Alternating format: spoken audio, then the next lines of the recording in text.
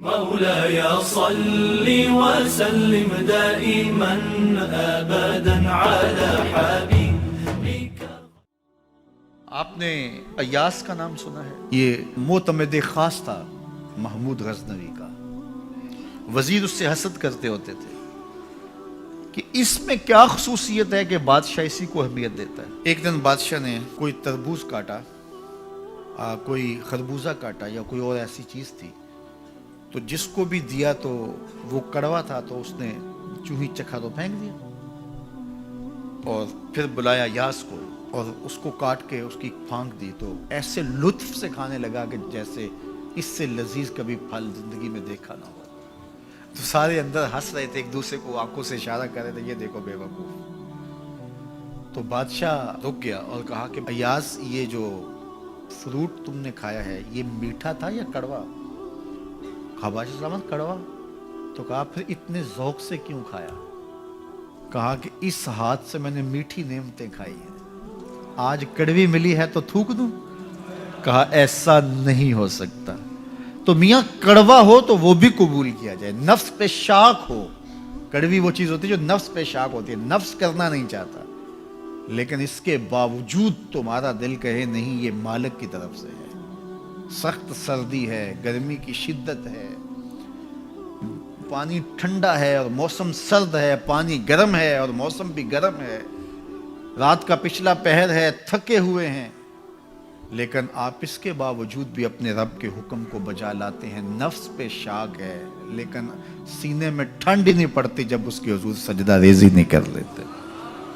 تو اس کے حکموں کو بجا لانا اور اپنے نفس کو پیچھے کر دینا اور اپنی خواہشات کے گلے پہ چھری پھیر دینا اور مالک کی رضا میں اپنے آپ کو گم کر دینا، یہی زندگی ہے اور یہی بندگی ہے. تو اس لیے مجھے اور آپ کو اس بات پہ غور اور تدبر کرنا چاہیے کہ ہم اس مختصر زندگی کو اللہ کے احکام کی مطابقت میں گزارنے کا عزم کریں.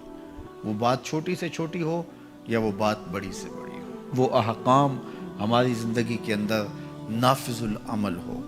میں پھر وہ بات کہوں گا جو بار بار کہتا ہوں کہ میرے بزرگ ہم سے کہا کرتے تھے، یہ نہ ہو کہ لوگ تمہیں پوچھیں تم کون ہوتے ہو اور تمہیں بتانا پڑے کہ ہم مسلمان ہوتے ہیں.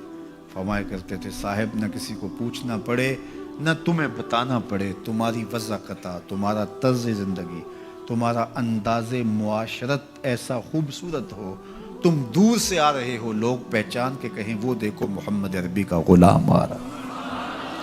تم شکل سے پہچانے جاؤ، تم کردار سے پہچانے جاؤ، تم وعدے سے پہچانے جاؤ. کتاب کا نام ہے بشر القیب فی لقاء الحبیب. حضور علیہ السلام کی ملاقات کے حوالے سے یہ کتاب امام سیوطی علیہ رحمہ کی مصنفہ ہے. اس میں ایک واقعہ انہوں نے لکھا کہ ایک شخص قبر میں اترا اور نکیرین آئے اور انہوں نے سوال و جواب کا سلسلہ کیا، من ربوں کا، ما دینوں کا. اچھا، اس کی داڑھی میں چند بال سفید تھے جن کو وہ مہندی لگایا کرتا تھا.